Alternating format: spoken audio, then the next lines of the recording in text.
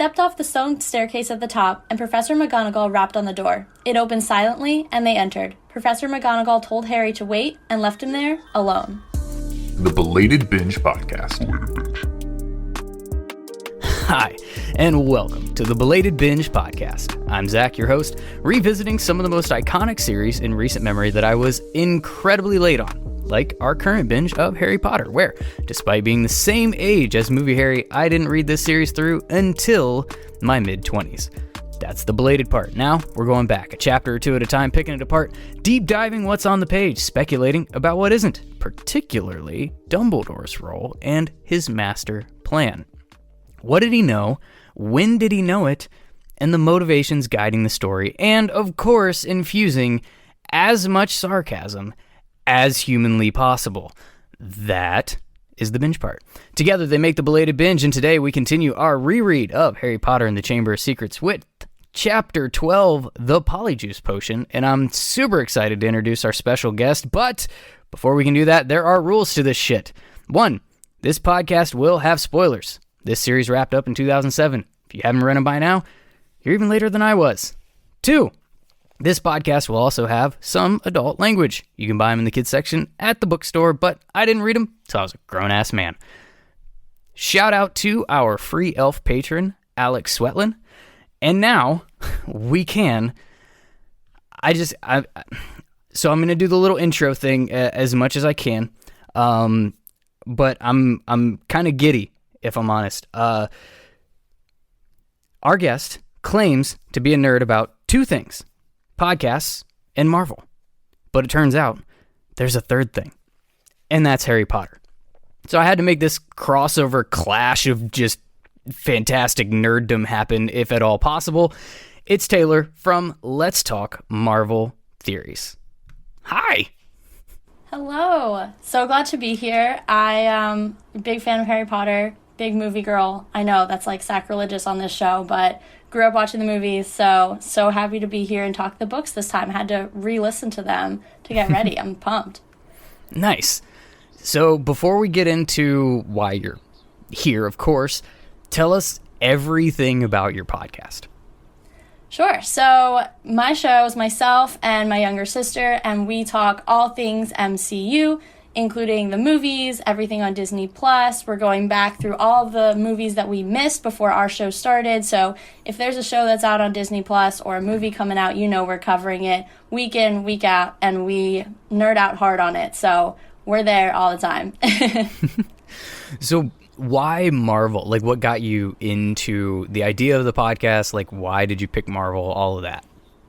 Yeah, so for me personally, Civil War, I think Captain America Civil War might just be like the peak of cinema up until, Endgame and Infinity War. I'm a real big fan of big crossover events where you have tons of characters and they're insane. And I remember walking out of Civil War, being a casual fan prior to that and thinking, oh my God, this is everything. And then from there, I binged through, the rest of the MCU, caught myself up, and have basically been kind of obsessed ever since. My sister's the same way. She caught on a little earlier than I did. So when we were bored during the pandemic, she was like, and she had to create a podcast for one of her classes. She was like, why don't we do this like full time? And then we decided to do that. And a year and a half later, here we are. So it's been a fun project in the making for sure. So you could almost say that you did a belated binge, perhaps? Just a little bit, yeah. Sorry, that is incredibly cheesy. It's ironic, though, because Marvel is kind of similar for me to Harry Potter, just a little bit different. I was absolutely clueless. I didn't know anything about Marvel before my wife and I started dating, and I always tell at least part of the story on this podcast. That's how I ended up going back and reading Harry Potter, was because I was putting the movies on as background noise for us at dinner and stuff like that. And I kept peppering her with questions because I was like, this is kind of cool, but what the fuck's going on? And she's like, you got to read the books because it's not going to make any sense. And now I hate the movies because I actually like the books, and they're terrible adaptations. Great popcorn movies, terrible adaptations of the events in the book. But Marvel was similar. She was like, she liked Captain America, so I watched it for like the first time, and this is kind of cool. So I like have seen some of the stuff, but Harry Potter, I went back and I went all the way through the complete nerddom. Let's say with Marvel, I hit the hits. That's fair. There's also a lot more Marvel than there is Harry Potter. So 8 movies much. versus 26 movies and like 7 or 8 shows. I mean, the comics too. There's like, oh my god, 70 years worth of comics. Like that's where I just dabble because I'm like, I can't even tell you how to do it. Like they all have one continuity, but it just blows my mind. So I'll pick one up here and there, and I get all excited about it. But I can't do a full comics reread because I think I'd be 105 by the time I finish. So that's fair. That's definitely fair. I don't know. I've tried to like keep up with basically the movies. When the movies come out, like I'll see the movies at some point, and that's kind of just where I draw the line. I haven't gone back to every single movie and now that they're bringing in like Spider-Man and stuff, like I was behind when I started. Now I'm even farther behind. I don't know. At some point, maybe this will turn into a Marvel podcast after the Harry Potter world is done. I have no idea, but right now it's like, oh hey, Captain America is a thing, and there's that big green guy. No, it's not that bad, but and now there's a new Captain America, so it's even better. It's great. Now there's 2 of them. Also. Yeah, because that makes sense. I don't know. Do your thing, because yeah, whatever. But so, anyways, let's kind of like peek behind the curtain. I had this kind of weird theory when I first talked to you, because we talked, it was actually a while back. It was like we somehow ran into each other on like Twitter in a weird like promo swap opportunity thing. And I was like, hey, you know what? People that love Harry Potter are nerds. They are. We're fucking nerds. People that love Marvel, they're nerds. I bet there's a lot of nerds that love both of these things. And then when I floated that by you, your response was, I love Harry Potter. And I was like, hey, look, theory confirmed. Exactly. Very small sample size, but 100% confirmation. And I stopped there. I absolutely stopped there. But I guess now we're going to find out a little bit. So I guess what's your Harry Potter story to kind of bring this thing around a little bit? Yeah, so actually, like you, I wasn't as late as you, but I was late considering my age. So I kind of growing up as the books were kind of finishing up or had just finished up, and they were actually finishing the movies as well. So I was in middle school when I finally went back and actually read the books, loved them, I devoured them so quickly, and just caught on to the tail end of kind of Harry Potter mania when Movie 7 Part 2 came out. So I got to see that, do the whole midnight premiere thing, and for one movie, got to do the live, everybody's so excited because it's Harry Potter. That's how late I was on it. So like you, I also had to catch up. But it's become kind of a family thing. Like, my sister loves them. My dad doesn't really read the books, but he loves the movies. Nice. I think it's like to your point, like as standalone movies, they're super fun. So, they'll have the Christmas marathons. We'll catch them as a family. So there's a lot of like cool family memories tied into these books too. Nice. Did you dress up for the midnight release thing? Did you wear a cloak and get a wand and all that stuff? I don't think I had my wand yet, because we did do the Harry Potter world in Florida, so I have the Elder Wand, TBD where that is, but I had it. I did, though, steal they had the Harry Potter 3D glasses, and we didn't see it in 3D, but I did stick my hand in the little bucket, grab the Harry Potter-shaped 3D glasses, pop out the lens, and I had those for the longest time. I still don't know where those are either, but yes. So I didn't dress up, but I did steal some dress-up things. Absolutely. If you can't dress up to the thing, absolutely steal shit. That's a perfect motto to live by. Yeah. Exactly. So I do this thing when I ask a guest to come on to the show. I let them pick the chapter that they come on for. You specifically chose the Polyjuice Potion. Why? I did. As I mentioned, I'm a big movie girl. So I was like, when I was thinking about book 2, I was like, all right, visualizing the movie, and like this chapter just like stands out. I was like, it was the first one I thought of. I was like, oh my god, the Polyjuice Potion. You know, something about like visualizing poor, oh my gosh, what's her name? Emma Watson with like the cat fur and like all of it. I was like, yes, this is the one. And it's, you know, I know we'll get into, you know, foreshadowing things later, but like Polyjuice Potion is like so important. So I was like, this is going to be like a really good one to talk about. Oh, I know. It's bonkers how much this comes back. It's insane. Oh my gosh, yeah. Yeah. All right, so before we can get into Polyjuice Potion, in case you were obliviated or you got your Hogwarts letter late or are still possibly waiting, let's shove our faces into that white liquidy substance of our pensive. In the last chapter, The Dueling Club, a lot went down that I may or may not have ranted about logistically and plot-wise. I will do my best to not repeat myself too much, but the gist of the Dueling Club chapter was Harry got out of the hospital wing, Percy got some in the library, the trio pulled off their weird, like, heist without a hitch to rob Snape for Polyjuice Potion ingredients, lots of fireworks, literally. Lockhart led school-sanctioned magic fight club and continued to be an incompetent douchebag. Draco whipped his snake out for the entire school to see. Harry saved Justin Finch-Fletchley from being eaten by said snake.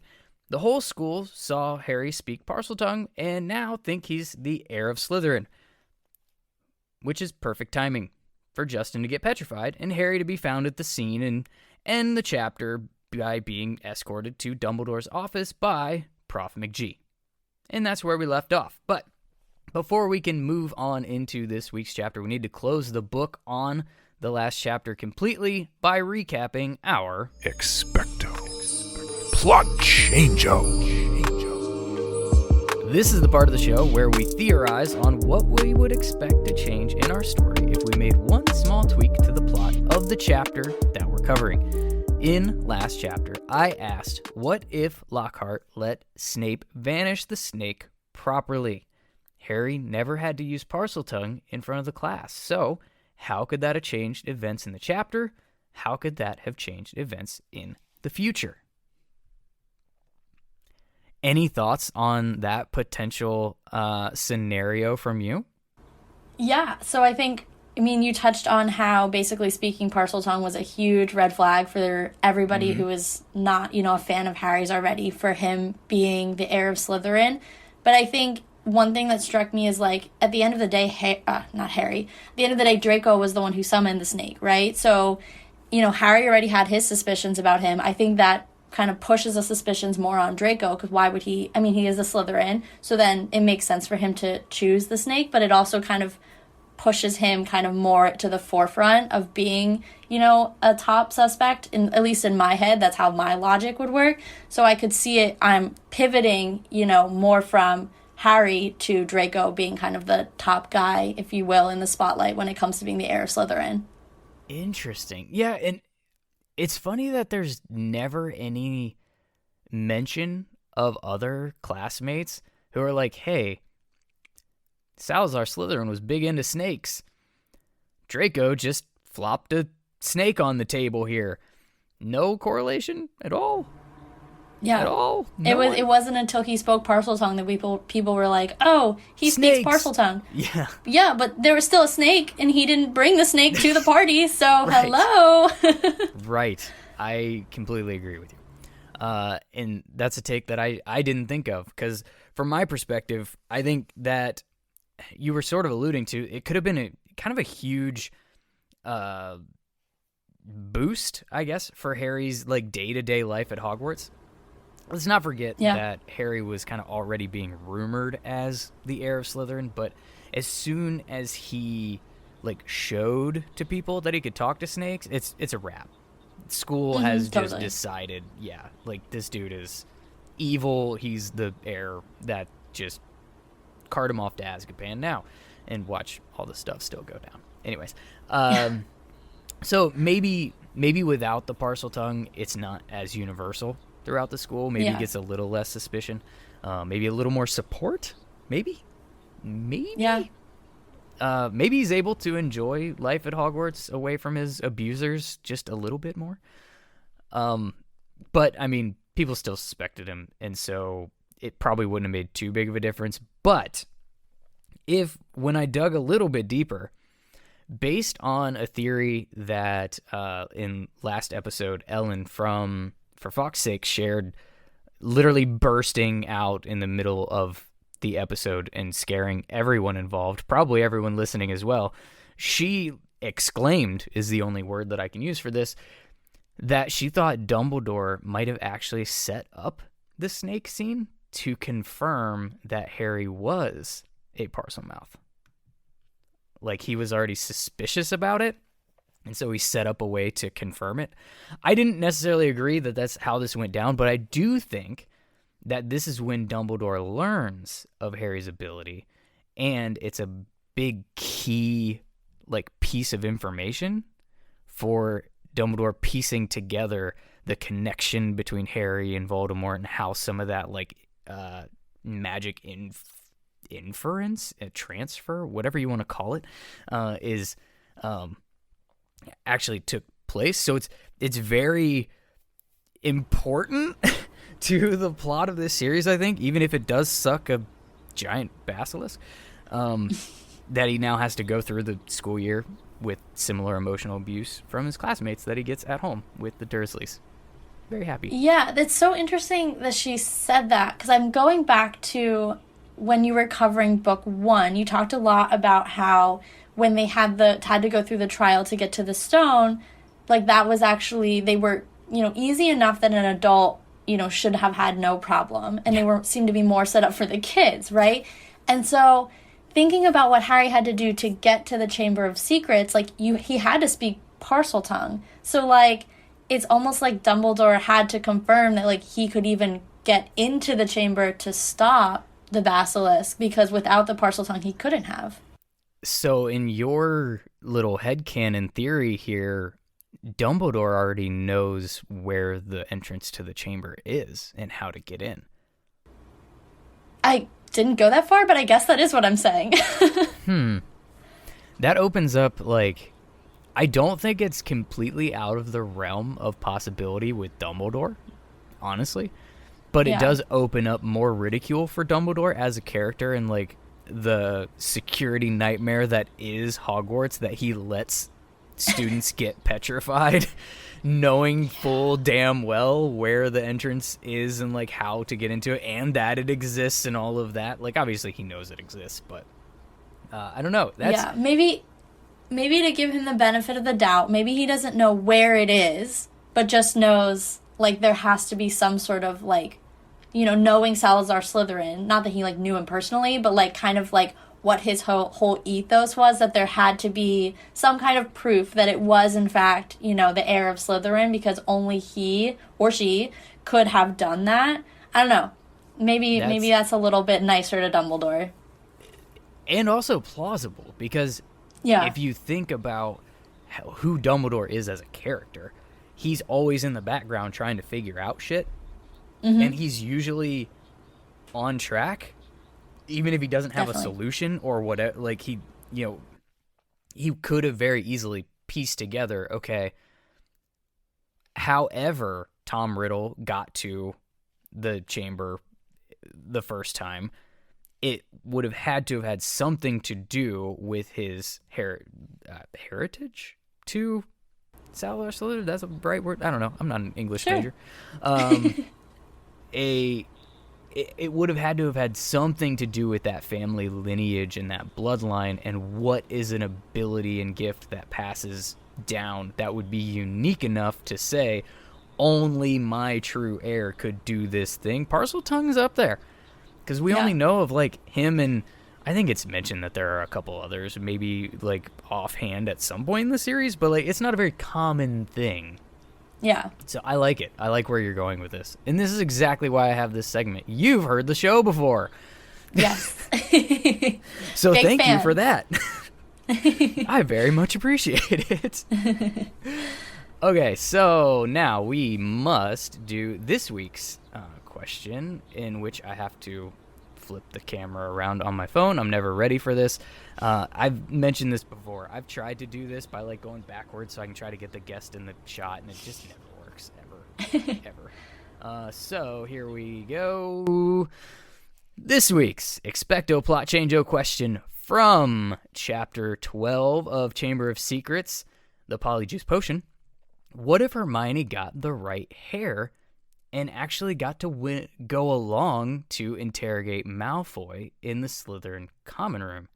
How could that have changed the immediate events in the chapter? Would it have any lasting impact on the story at all? Let me know your thoughts to be included in the next episode of the podcast, either right here or with a voicemail on my website, belatedbinge.com. So I will post that video on social media, Twitter, Facebook, Instagram, TikTok. They're all at Belated Binge. You can respond with your thoughts on any of those platforms as a voicemail on my website. As I said 14 seconds ago in the video for social. And any other thoughts, anything on that question or whatever before we jump into this chapter? Yeah, just one simple sentence. They would have gotten a lot more information because Hermione is like a lot more put together than the two of them. So I think they would have been a lot further along a lot sooner if she had gone along with them for sure. That's all I'm going to say. I agree with you, and I think that it might come back up later, but I think she also probably had more of this plan fleshed out Totally. Under the guise of, I'm going to be there with them. Once they're on their own, shit show ensues. Every time. Yep, and it's perfect timing to get into that shit show. Priority. Incan chapter. We've reached the point where our wands connect. Not the tips, just the streams. So we can recap what went down in the chapter we just read. This week, Chapter 12, the Polyjuice Potion, starts with Harry being left alone in the principal's office. Thanks, Prof. McGee. And Dumbledore's office is apparently as quirky as he is, and Harry spots something familiar on a shelf. The sorting hat. If you're in Harry's shoes, would you walk over and put the hat on, or just recognize it as a thing and move on about your day? I need to know. So, like, if I was, like, questioning my whole identity, I would need to know. It feels like a big thing to do as a 12-year-old. Is it weird that, like, it works? Like, what's it doing all year long if it actually works in this moment? Like, you almost think that it's something that just goes in rest mode or something for the whole year. Well, yeah. And then, like, thinking about later in the book, too, like, what it does. Like, I feel like in my head, there's so much that the sorting hat does in its, like, quote-unquote off time when they aren't, like, onboarding new students that, like, is not touched on. Like, it just brought up Godric Gryffindor's sword. Like, okay, what else can it do? Like, can we explore that for a little bit, you know? I do. I kind of want to know, because you're right. It's like, okay, so for these 15 minutes, one time a year, it has a purpose. What the hell is happening? The other, you can do the math. I don't know. A whole bunch of time. Yeah. Yeah, I have real questions about it. Yeah, so I guess, so from an outcome perspective, do you think that the hat got it right? Is Harry in the right house? I do. Going back to quoting the book, like, so much of what you are, like, yes, you're born with it. It's kind of like the whole nature versus nurture thing. I think the hat is interesting in the way that it takes in your nature, which is, like, what would have put him in what would have put him in Slytherin. But then the whole nurture thing is, like, how he is and how he is as a person puts him in Gryffindor because he makes that decision to not potentially go down the dark path. So it, like, takes in both, like, what you're inclined to naturally, but also, like, the active choices you make. So I think the choices that he's made have always been bravery and valor and things like that, which is naturally going to incline towards Gryffindor. I think that's interesting because you are inherently saying that at his core, he would just be a Slytherin. And I don't think you're alone in thinking that. I think there are a lot of people that see the, like, Slytherin, you know, Harry should have been in Slytherin. Hell, I don't know if you ever watched Super Carlin Brothers or, like, listen to them at all. Like, they just did a, like, 8-video series on YouTube about what if Harry was put into Slytherin, and they, like, rewrote the story. Actually, really compelling parts that were much better. in some ways. Some were completely bonkers, but hey, they wrote it. Shout out to them. They still don't know I exist, but I bring them up a lot. I've just always pushed back on the whole concept of Harry even being considered for Slytherin. And I did it on the pod, so I'm not going to like rehash the whole thing, but I always took it as what pushed him possibly into Slytherin was the bit of Voldemort's soul inside of him. And those were the traits that were being like triggered there. But Harry himself, like, we know that family ties matter. And everyone that we hear, his dad, his mom, his grandparents down the magical bloodline, all Gryffindors. Gryffindors, like, traits, characteristics, all that, like you just said, every choice he's ever made has all leaned into that. It was literally the house that was created around Harry's personality and his, like, character traits. So there, in my mind, there's 0% chance that he should have been considered for anything else, albeit the little bit of Tom Riddle that was living inside of him. And I just never thought that should have been enough to make it that hard of a decision, I guess. And maybe I'm wrong. I probably am. I totally see what you're saying. I think it makes a lot of sense because I thought that too.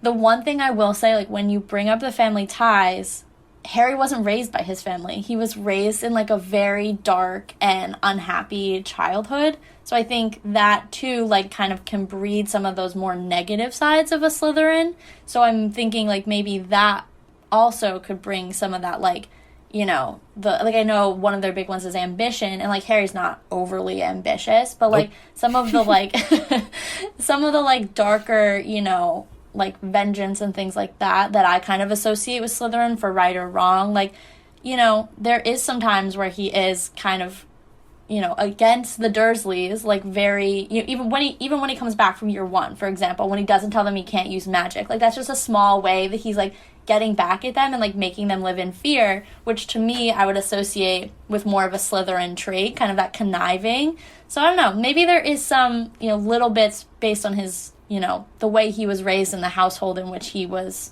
you know, brought up. I can follow you. I can follow you down that. And I'm not against anybody that has the take that he should have been in Slytherin. I guess I don't read it in him. You know, I've never seen him do anything that was actually ambitious. He actually wants to shy away from the spotlight and kind of be normal and in the background, which is the opposite of ambition. He's not particularly cunning. He's kind of not smart enough to be cunning. He is sort of oblivious to what's going on. He's an average Joe by every definition of the word, which is the literal opposite of what Slytherin actually covets. And he's not pureblood, whatever. Like, that's not that big of a deal because there's not enough purebloods for it to just be the pureblood house. But it's interesting to me a little bit, like how widely different interpretations can be of the same words on the page. We all come to different conclusions. So anyways, that's rabbit hole aside. Harry takes off the hat and he figures out he's not alone in the room, but it's not Dumbledore that he sees, it's Fawkes the Phoenix. A phoenix is a cool creature, and at some point we learn that it's Dumbledore's Patronus, and through Fantastic Beasts we learn that there's a family connection between Dumbledores and Phoenixes, and, like, they're just kind of cool, and I'm kind of curious, like, what are your thoughts on just the Phoenix itself? Well, it's so funny you ask. So my alma mater, shout out to Elon University, we are the Phoenixes. So nice. I have lots of things with Phoenixes on them. We have a big Phoenix statue. I think they're really cool, you know, and even going, you know, a little bit deeper than just, like, that was my mascot in college, you know, I think the whole metaphor of, like, being, you know, really brought down, you burn up in flames, and, you know, everybody's had that moment where you're like, oh crap, like, something just blew up in my face, but the idea that we can, like, rise from it and learn from it. One of my favorite things about Stan Lee is his catchphrase of Excelsior, ever upward, right? And I think that kind of has the same metaphor as the Phoenix. Like, something bad happened, but you're coming out of the ashes, ever upward, kind of similar. So I'm really into that whole, like, coming out and being reborn. So I love the Phoenix. I think it's pretty cool. Nice. That was deep. Or I tried to be. That was. I feel like we need some levity. We need a joke. Is there anything that we can? Nope, I got nothing. So what about other I guess fantastic beasts in the series, for lack of a better way to put them, and quoting movies? But do you have like? I'm kind of getting the idea that maybe this is your favorite beast out of this series, or do you have others that you like, or is there one you like better than the Phoenix? That's a really good question. I've never like sat down and thought like, what are the beasts? I think. So you didn't need these new movies at all, is what you're saying. I did not. I saw the first one, and I think I stopped after that. But I do remember Newt's little guy. He looks like a grasshopper. Picket. His little twig. Yes, he's cute. But I have to say, like, ones I enjoy the most, like, Fox is, like, he's the greatest. He has healing powers. He just comes and saves people. Like, the guy's a real hero. So, Fox and Phoenix, man, they gotta take it for me. Fox is dope. He Yeah. is. But unfortunately, Harry finds Fox on Burning Day, which is a phrase coined here in about 3 paragraphs, and he bursts into flames right in front of Harry's eyes. And I want to take a trip into Harry's brain for just like a moment here. I'm here in this office for the crime of petrifying Justin Finch Fletchley and Nearly Headless Nick, and I didn't do it.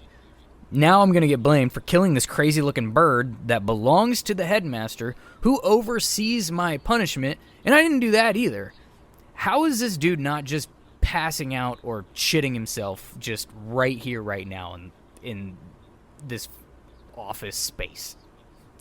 When Harry lacks an ambition, he has an iron backbone. Like, I would literally be crying. I would just be an absolute disaster. So I admire him very much for his ability to take shit like this and then just, like, be like, okay, cool, it's fine, it's all gonna be fine. Because I'd be hyperventilating. Yeah, and as fate would have it, or plot, you have this build-up for suspense, and it's this very moment that Dumbledore walks in the door. We knew that that's how it was going to go down. What would be surprising is if it took another, 5 minutes, and he showed up, and you're just kind of, seeing Harry sitting in a chair waiting. But his reaction catches Harry by surprise because he isn't pissed. He's kind of just matter-of-fact about it, and he explains about how Phoenix is and, all the background about how they, die with the flames and then they're reborn from the ashes, and it's really a marvelous creature and all of that. It's a shame you had to see it on a burning day. This exchange, and Harry's kind of like, oh, cool. He doesn't think I killed his pet, so that's nice. And that's when we're interrupted by Hagrid, who bursts in the door, swinging his cock around and yelling about how Harry isn't guilty. And it kind of takes a minute for Dumbledore to get him to shut up long enough to say he knows that Harry's not guilty, he didn't do anything. And then Hagrid goes to wait outside. But there's something that he says in this exchange that I latched onto, and I want to pick your brain on. He says, I'll swear it in front of the Ministry of Magic if I have to. Is there anything about that statement that kind of just, hits you, or am I the only one? It didn't when I was rereading it, but now that you said it, considering we don't yet know Hagrid's history, but knowing Hagrid's history, that is interesting, because theoretically, he's the heir of Slytherin anyway. So, yeah, that is weird that he would go. I mean, we know Hagrid's loyal, so that's not the weird part, but, the fact that they would even consider Harry when there's another one there, well, technically. Yeah, there's definitely that. So that I feel like that's a little bit more on the plot hole side. But yeah, this one little sentence is actually the type of writing that I love best in this series, and quite frankly, the type of shit that I started this podcast to talk about, because it has so many different layers in just this one simple line of dialogue. I count 3 in this one of different ways that you can read this. You have 1, Hagrid cares about Harry. willing to stick his neck out for him in a court of law. That's super nice and comforting. Probably the way that you read it the first time through the series. Yes. Then you have 2. Hagrid was expelled from Hogwarts. Can't legally do magic. That seems to be the equivalent of having a record in this world. What good is a character witness with a record for Harry on the stand in said court of law? And maybe that's closer to like your second time through. Mm-hmm. And then you have 3. The route you were going, which clearly means you've read this more than 2 times. Hagrid was expelled for opening the Chamber of Secrets, for unleashing a monster that killed a student in the school. He was scapegoated, found guilty, and of exactly what Harry's being accused of right now, which, there's your plot hole, like, duh. In the eyes of the Ministry of Magic, Hagrid is the culprit right now, and the culprit coming to volunteer that Harry isn't guilty is kind of an admission of guilt and inviting the speculation back onto Hagrid. Yeah, and now that I'm thinking about it, wouldn't the Heir of Slytherin, so say Hagrid's the Heir of Slytherin, right? Mm-hmm. Wouldn't the second coming of the heir, if it's not Hagrid, wouldn't it have to be Hagrid's heir in order for that to work? In theory, I also, I hate to make it this damn simple, but, the Heir of Slytherin's gonna be in Slytherin House. Yeah. Can we start there? Yeah. I mean, we sure as shit know that Hagrid wasn't a Ravenclaw, but I'm pretty sure it's canon that he was in Gryffindor. Although I didn't know that. I think it's canon that he was Gryffindor. Personally, I think he's a Hufflepuff. That was my first guess. If you hadn't said that, I would be like, he's a Hufflepuff. He calls them a bunch of duffers. And so, he wouldn't say that about his own people, quote unquote. Fair. I'm pretty sure it's canon that he's Gryffindor. I don't know where it actually is written. I think it's wrong. I think he's definitely a Hufflepuff. But he sure as shit ain't no Slytherin. Not in a million years. And it should have probably broke everything. Although, I mean, I guess the only thing that I wonder is last time the chamber was open, did we have the same kind of events? I don't think we know this, but the message on the wall, the Heir of Slytherin, enemies beware, all that shit. Did we have that theater the first time? Maybe it wasn't as widely known that this was tied to Slytherin and the Chamber of Secrets and whatnot, because then, again, just unraveling this giant pile of plot hole,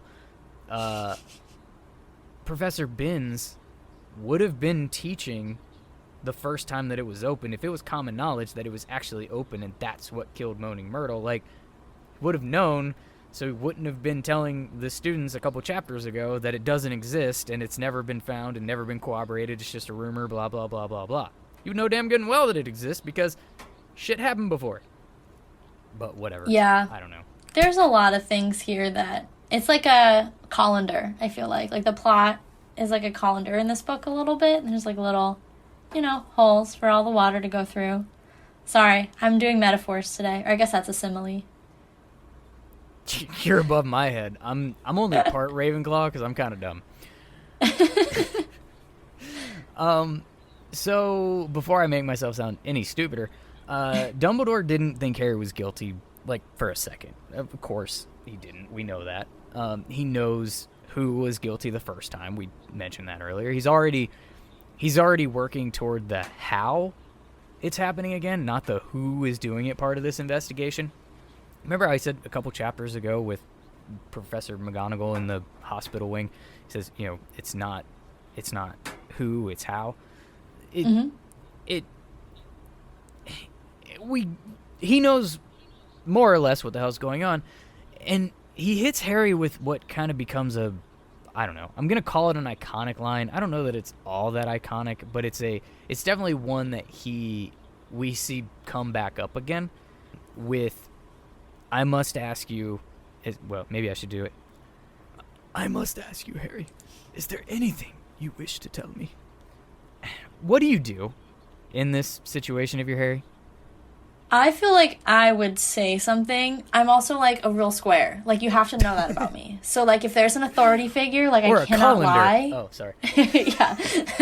I cannot. So I would just be like, I would blurt it all out. I cannot, I have no, like, poker face. I can't lie when there's an authority figure in front of me asking a question. It's just going to come out for better or worse. Strategically, I also don't understand the choice not to trust Dumbledore, because I think Dumbledore is showing faith in Harry, and he's shown nothing but faith in Harry.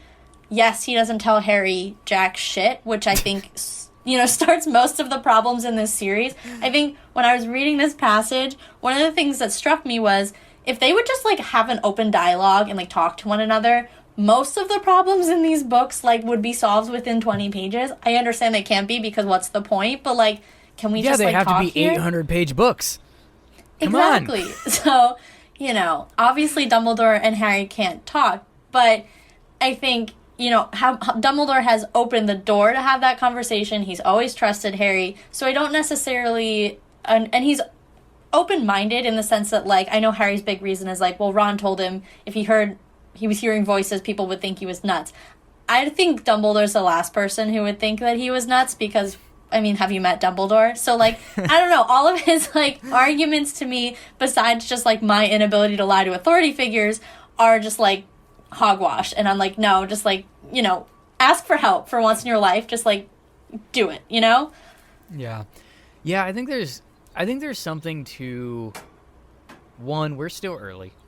I mean, we do have the cursed, not child, of having already read through the series and know how the relationship between these two characters develops and how not forthcoming Dumbledore is throughout, that we sort of start that really early. At this point in time, Harry's only talked to Dumbledore like twice. I guess three times if you count on the Quidditch pitch where he just, kind of gives him a little nugget of encouragement. Like, they haven't built a relationship, which, again, probably Dumbledore's fault. So I guess he doesn't know how Dumbledore would react, or if he would even believe him that he's, not nuts, or, like, of all these things that are happening. But I'm kind of... So obviously he says no, and he thinks through, and this is the part that I think is important. He thinks through. It's actually explicitly written that he thinks through his suspicions and all, and some of the plot points that have gotten us to this point. So now I'm just going to ask, do you think Dumbledore already knows? Knows. Sorry. All of it. Everything that Harry just spilled out.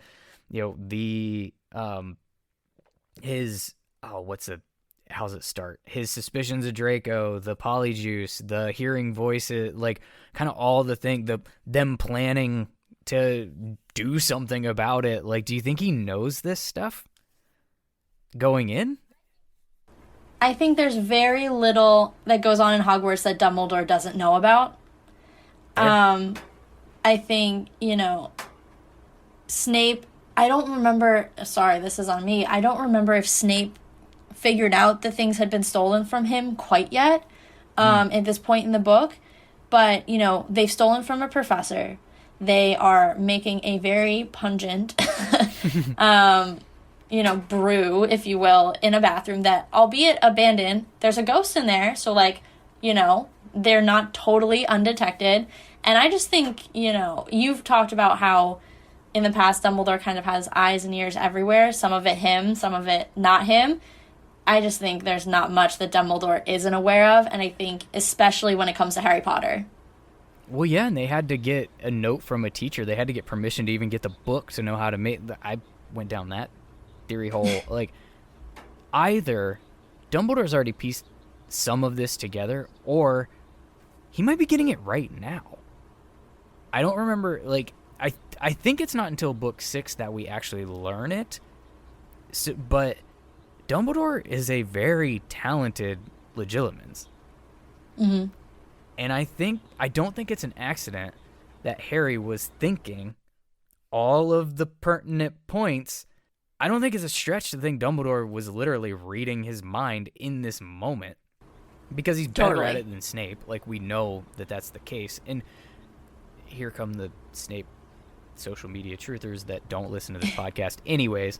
I think we know this because of some of the conversations that he had with Harry following the occlumency just disaster, plus how he got some of the memories from like Morphin and stuff in book 6. Like, he's like, it took very, very skilled legilimency to even obtain this stuff. And it's like the thought that he could be reading a 12-year-old's mind that's standing right in front of him without that 12-year-old knowing, especially that 12-year-old being Harry. Like, I think that shit's probably, he's like, yep, that's kind of what I thought. Yeah. No, totally. I mean, and at this point, too, like, Harry, I know the whole point with Snape was teaching him how to not let that happen, right? Mm-hmm. Harry has not had any of that training. Heck, he was not very good when he was in training as a much older wizard, alone someone who's never, who's never really practiced, that much magic, because he lived with a bunch of muggles for most of his life. Like, he's totally unprepared for the level of wizardry that is happening in that room right there. So I totally see that happening. And Dumbledore's one of the few that we get tangible, on-page proof that, I mean, Dumbledore's got the Elder Wand, but he doesn't need it. He regularly practices, or I say regularly, we see him practice wandless magic, and we don't see a lot of people doing that stuff. Like, he doesn't have to make a show of it to know, like, to be doing the magic. Anyways, enough Dumbledore dick riding, I guess. Why'd he ask this question? Was this like a test of some sort? I think everything with Dumbledore is a test. I feel like I generalize with him, but like, it's true. Like, I think at this point, you mentioned how, he and Harry have not really built a relationship yet, and the way that I was kind of viewing things before was like obviously seeing how it evolved over the books. I think this is Dumbledore's way of testing where they are in their relationship and how much Harry trusts him. So it could be, obviously if he spills his guts to him, he knows that, like, for whatever reason, he sees him as someone who is in his corner. But I think the way he does react shows that Harry has this mindset where he trusts Ron, Hermione, sort of trusts Hagrid with a little bit here and there, but knows Hagrid has a big mouth, so, like, that's, like, another thing. But, like, other than that, like, yeah, he, like, keeps his circle very, very tight. So I think this is, Dumbledore's way of realizing, like, I'm not in the inner circle yet, and, like, maybe I need to be, because this kid is, like, my ticket to finally defeating the Dark Lord. I think there are a lot of things interesting that you just said. One, I hadn't considered him using it as a test of, like, where he is with Harry. And I think that's a really interesting take. I also like how you ended that as saying that Harry is his ticket to defeating Voldemort, because I think at this moment in the books, Dumbledore is still absolutely in asset collection mode, and this is my queen on the chessboard. Mm-hmm. He doesn't have. While I don't think he ever had just like a complete, dissociated, like, detachment from Harry from an emotional standpoint, he's definitely not at the point where he's like, oh, I truly care about this child right now. Yeah. He's like, this child is key for us. It's unfortunate that it has to be him, but it has to be him, and we have to make this shit happen at this stage of the game. And I think that he's also testing his character. How is he going to react? Is he going to tell me everything? Is he going to keep it to himself? Can he keep shit to himself? Yeah. Is he gonna try to, like, do shit on his own? Is he loyal to, like, his friends? Because if he says this stuff to Dumbledore, he's incriminating his friends. Yeah. Like, in this moment, Dumbledore is the authority figure. Is he gonna drag his friends, along with it? Like, how is Harry going to treat these types of situations, and can he keep his mouth shut?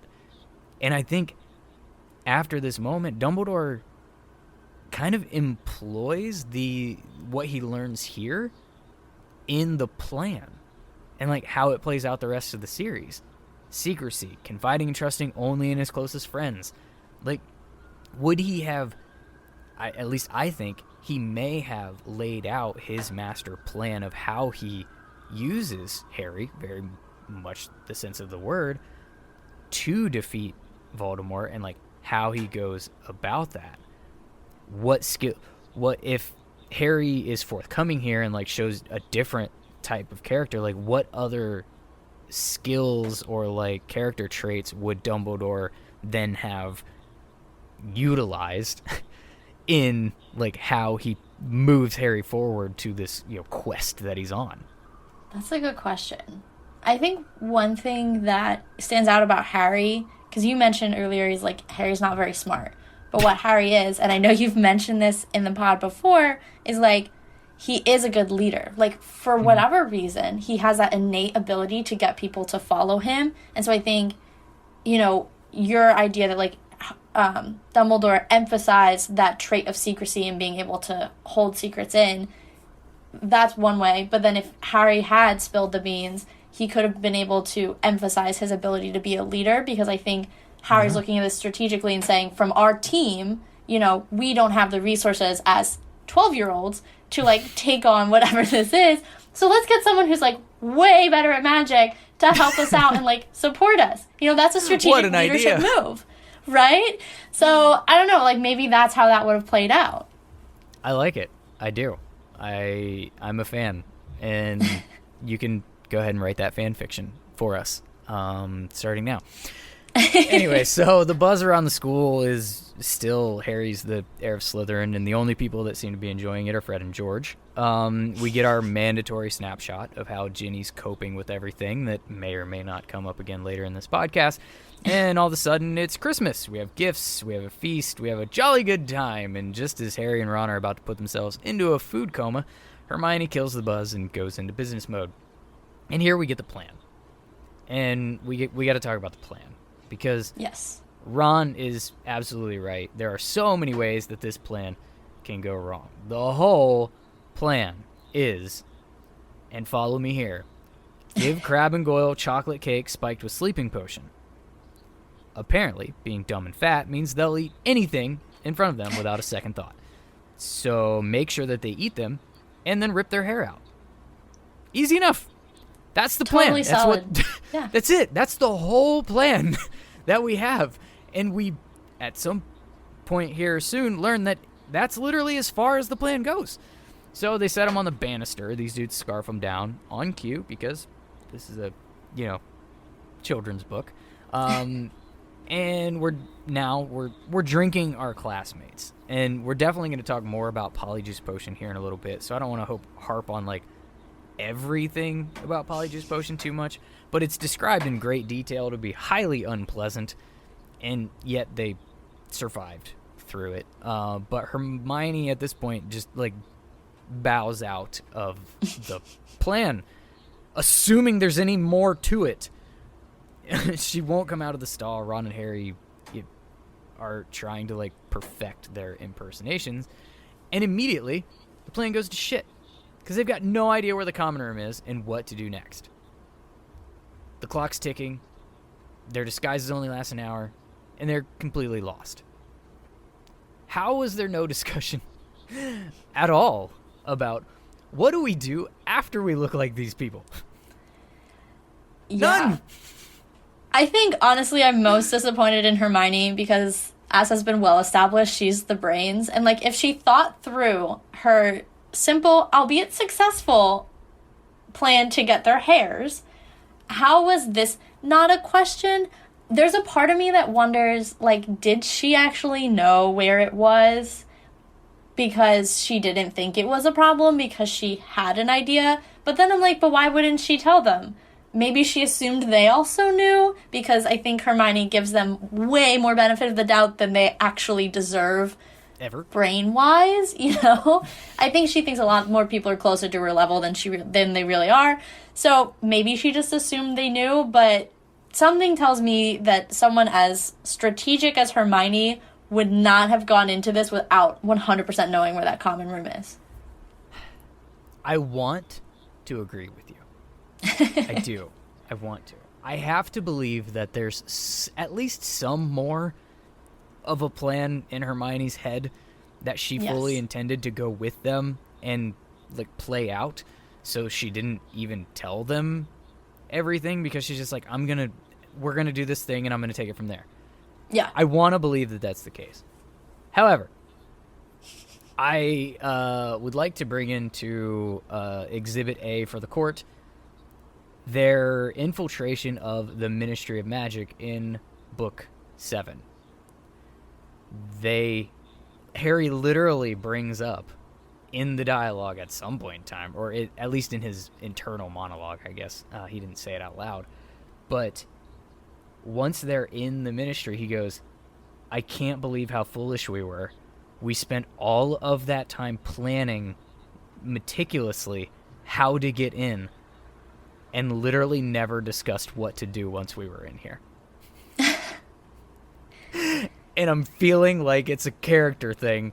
This is the first version of this is how we get to here. And then fuck, I don't know. Yeah. I love that because I feel like that's very Hermione to like hyper focus on one thing and then just kind of forget the rest exists. Yeah. Like she's like, books. What are people? You know, like, and this is kind of like that exact same thing, but like with a plan. She picks one part and then she's like, but the rest of it'll be fine. Like, what is this? I love that actually. You would also think that they would have grown beyond 12-year-old planning capacity by the time they hit 17, but ideally, yes, there's a lot less development in these books than we thought. Maybe they should have learned something in school. Anyway, yeah. So luckily they wander into Percy, which is a sentence I never thought I'd say out loud, and he's absolutely pompous Percy, and I quote, "I am a prefect. Nothing's going to attack me." I would say give me your reaction to this sentence, but I think there's only one possible. So we'll just skip right on to our plot savior coming in the form of Draco Malfoy, who retrieves them from the conversation with Percy in a completely disrespectful way, as only a Malfoy can, and he drops hints about Percy sneaking around, which, again, may come up later. And we learn what the Slytherin common room password is. Pure blood. As if we needed more fuel to the Slytherin is the racist evil house narrative, their password is pure blood. We love that for them. On brand. It's wonderful, especially considering we know that there are half-bloods in that house. Exhibit Snape, the leader of the house, or whatever, head of house for that house, is not even a pure blood, but is totally fine with pure blood being the password. Side note, Snape sucks. We learn that Ron's dad is under investigation from the whole flying car debacle, which we knew was a thing from Molly shouting it to everyone in letter form, but now we see that Draco's dad is actually playing like a key role in trying to get him fired and talking about it in the media. You know, politics. It's voting season. Yay. But it throws Draco into a mood to trash Ron's family and trash Dumbledore, trash Harry, spout racist bullshit. But it finally gets us to the point of why we're here at all. Thank God. He tells us that he doesn't know who the Heir of Slytherin is, but that he wishes that he did so he could help. And then he plot-splains that a Muggleborn was killed last time that the chamber was opened, and he volunteers the information that he hopes it happens again and that it kills Hermione. I can't go too far into this because I rant enough about Draco, and his social media warriors will come after me with pitchforks, but I'm going to say a few words, and then I'm going to let you say everything that's on your mind, because this kid sucks. His dad sucks, and I understand that he does have an uphill battle to being a decent human being. He's not starting on the same level playing field from a character standpoint. But these people who are in this fandom that chalk up all of Draco's behavior to being his dad's fault and not his own, I submit to you, voluntarily wishing death upon your classmate. Repeating racist rhetoric that you heard at home is one thing. Going out of your way to say that you want to assist in the murder and proactively choosing your target is serial killer shit. Please. the floor is yours, because I can't. I just, it is hard for me to remember sometimes that this is a 12-year-old, because to your point, he's like, I hope it's Granger. But at the same time, I think it's not worth not mentioning that he dislikes Hermione so much because he is a 12-year-old boy and he is competitive with her for top marks in the class, which I think is just like insane to juxtapose. I want her to die because she's smarter than me. Like, very 12-year-old, but also very not. And it's just like that whole section, I just was like, oh my goodness, like, he's a literal turd. Like, I have nothing else to say, just like the world's largest fart. Like, that's it. And he will forever now on this podcast be known as the world's largest fart. So this conversation ultimately just tells us that Malfoy's not the heir, but is the world's largest fart. His dad is worse. And what I'm finding kind of interesting here, though, is that he wouldn't tell Draco who it was that was expelled for opening the chamber last time.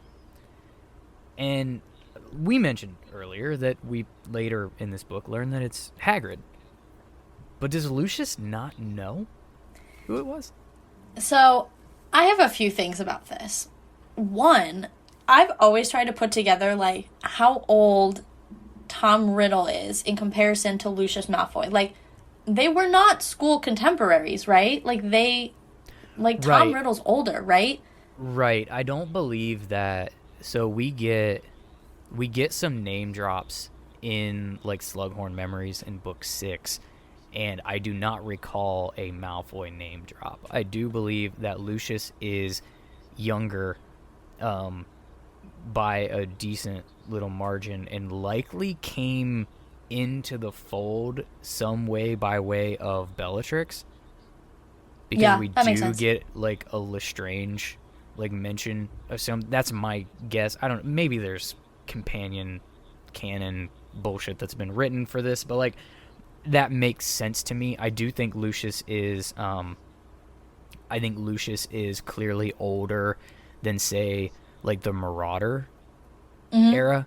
I peg Lucius as Molly Arthur time period, kind of like the in between the two, and sort of that era's version of, like, these people went this way to support, you know, Dumbledore, and these people went this way to support Voldemort, and he was in that group, I believe.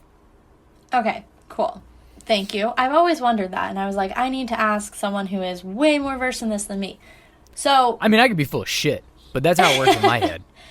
But, like, I feel like all of your points were logical and they made sense, so I'm going to go with it. I'll take it. But that just means he wasn't at Hogwarts when it happened, right? So we did not visually see all of that. I think one thing that strikes me about kind of Voldemort and the whole thing is, yes, Hagrid was the scapegoat, but at the same time, so he was like a means to an end. But at the same time, I think he wants everybody to know he's the heir of Slytherin. So I think part of the reason that Lucius doesn't say that it was Hagrid is that it almost, like, debases the idea of, like, the heir of Slytherin, or, like, brings it down a peg because of the way they treat Hagrid and think about Hagrid. Is like, oh, it's this magical, like, heir of Slytherin, he's amazing, and he only believes in purebloods and blah, blah, blah, blah, blah. But then it's Hagrid. Like, you know what I mean? Like, in their head, like, that, what a disappointment, you know? And also, like, knowing that it was Tom Riddle, a.k.a. Voldemort, like, you don't want to necessarily, like, associate it with someone else. You almost want to give him the credit, but because you can't, quote-unquote, legally, like, this is the best he can do to, like, protect who really was the heir of Slytherin. I think those are good points. I think that it's, I think there are holes in it. I think what you just said makes perfect sense. I think that it only makes sense that Hagrid is not widely known as the person who was accused or expelled for the Chamber of Secrets being opened. Perhaps, like I said, perhaps there was less drama about it in the first time. Like, maybe it wasn't known school-wide that, like, it was the heir of Slytherin opening the chamber, like, that's tormenting the school or whatever. Maybe it was just bad shit's happening right now and we might have to close, is like all people knew, possibly. Yeah. And then, that Hagrid guy they got rid of that Hagrid guy, so everything's fixed now. Maybe that explains some of it. I just think it's interesting because the Malfoys hate Hagrid. That becomes clear throughout the series. They absolutely hate that dude. So if Lucius knew that Hagrid was the one expelled for this stuff, like, he would be shouting this from the rooftop. I think the only thing that Lucius knows, and I think the reason that Lucius even knows about the chamber, is because he had the diary for this purpose. Right? Oh, true. Like, Voldemort gave him the diary not under the understanding that this is a Horcrux and a piece of my soul to protect. It was, this is a magical book that is going to allow us to, like, rid the school of Muggleborns by, like, opening the Chamber of Secrets and unleashing hell on Muggleborn students in the castle. And I think it was always a plan, but Lucius wasn't supposed to do it until Voldemort told him to, and then Voldemort was gone. And so he just took it upon himself to, like, do it, and I don't think Voldemort loves that when he figures it out that it happened. But alas, anyways, the thing that doesn't fit, though, is that Lucius is later present when Fudge comes to get Hagrid and take him to Azkaban. And there's nothing that I recall that suggests that it's a surprise to Lucius. Yeah. That they're taking Hagrid away for it. And if that's the case, that would imply that he knew. And if he knew, they definitely wouldn't be keeping that shit a secret. Like, they'd be magical megaphoning that everywhere. I don't know. I just don't think it all stands up together. Anyways, so our dumbass duo is looking less like the dumbasses that they're impersonating, and a little bit more like their own normal level of dumbasses. And they're out of. They got to hightail it out of there before Draco realizes that it's not Crabbe and Goyle he's been talking to this whole time. And they find Hermione still in the stall. She never came out, and she's not back to normal like they are. It turns out she didn't use Millicent Bulstrode's hair at all. It was a hair of one of her cats. So now she's an unintended half-ass animagus, apparently, which is great for her. I know, and with the most sympathetic ghost in all of the castle with her, too. Right, because Myrtle's all about the drama, and she loves it. Oh, yeah. So they're gonna take Hermione to the hospital wing because apparently Polyjuice is not meant for animal transformation, and it's gonna be a whole to-do to get her back to normal. I believe at some point in time we get coughing up furballs, which is hysterical. Not as bad as slugs, but hysterical. Yes. And that's actually the end of the chapter. So is there anything that we missed that you want to hit on a little bit more, or did we pretty much get the high notes? I think we got it. I'm feeling good. Nice. So that will lead us into